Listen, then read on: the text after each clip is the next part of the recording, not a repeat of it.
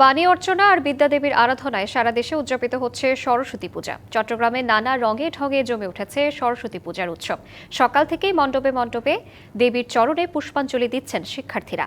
বিদ্যা ও সঙ্গীতের দেবীর কৃপা প্রার্থনায় নগরীর জেএমসএন হলে সাজানো হয়েছে 15টি মণ্ডপ। ভোর থেকেই যেখানে বাণী অর্চনা, আরতি আর পুষ্পাঞ্জলিতে মুখর শিক্ষার্থীরা। এছাড়া নাটোর, গোপালগঞ্জ, মাদারীপুর সহ প্রতিটি জেলা উপজেলায় উদযাপিত হচ্ছে এই পূজা।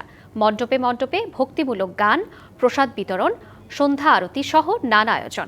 নিরাপত্তা নিশ্চিতে মোতায়েন রয়েছে আইন শৃঙ্খলা রক্ষাকারী বাহিনী।